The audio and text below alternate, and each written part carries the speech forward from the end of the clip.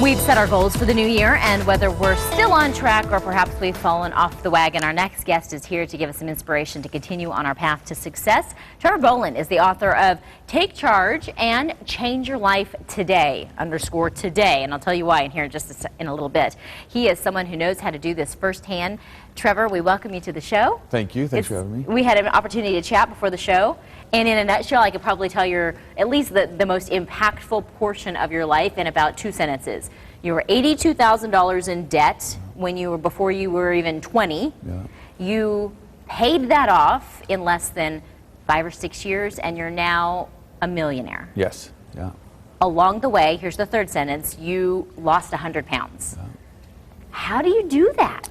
It was, it was a complete transformation, and each step that I'd been through, whether it was the weight loss, whether it was the debt, whether it was, changing my attitude and starting to really take charge of my life, I wanted to be able to put them into baby step context, which is what the book is all about. So I really wanted to share with people the fact that, no matter what their past has dictated them or whatever's happening in their current life, anything can be changed. And I truly believe that, now that, when I was there, floating along the bottom with nothing and no self-worth, I didn't feel it then, but once I was able to overcome those and make the life that I have, I realized that, truly I'm blessed for what happened to me, and the things that I put myself in, because it truly gave me a whole new outlook on life. You talked about, okay, I like the words that you used, the things that you had put yourself in. Yeah.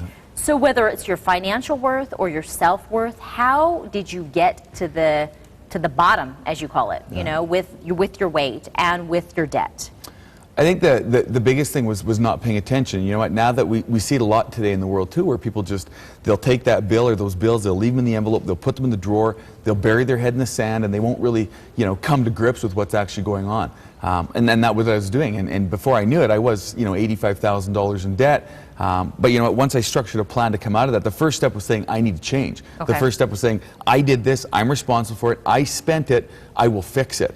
I phoned the debt collection companies, I phoned the Visa companies, I phoned the banks, I phoned the retail store companies, and I said, look, I realize what I've done, I need to fix it, you need to give me time. Within X amount of days, X amount of months, I will come up with a plan for you where I will pay each and every one of you off. And what I started to do is I really started to look hard at budgets from that point on. And people don't like budgets. Let's talk about the sacrifice of a budget, because you had to make some serious sacrifices, not only in your diet, when you were losing the weight, but also in your financial plan. Yeah, huge. I seen on USA Today there was a poll that was done. They had shown that 25% of Americans that were polled spent up to $40 a week on lunch. That came out of my budget. The coffee shops came out of my budget. Anything that wasn't... How about cable TV? Cable TV was out of my budget. Cell phone?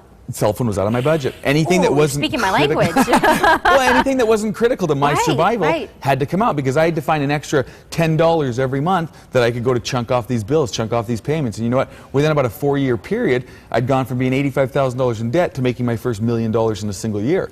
So you know what, the shift was there, and through these baby steps that I put out, everything I did was easily accomplished, because the first step was saying, I need to change.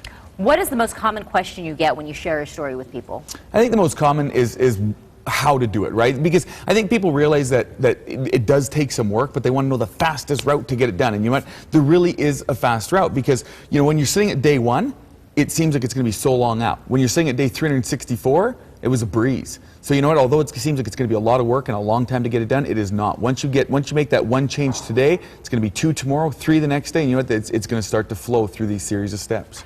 I would imagine that it's a mindset. Like, if you're not in that mindset of sacrifice and just motivation to, basically pay off the debt or lose the weight or accomplish that goal, it ain't going to happen in a quick way. It's not. You know what? I hit my breaking point. I was fortunate enough to realize when I hit it what I needed to do. People don't need to get to that bottom level, though. You know what? There's a lot of good books out there. Mine is one that's broken down very easily for people to be able to make those changes. You don't have to get to as bottom as some do. Learn the lessons now and change your life. You're what, 32? 32.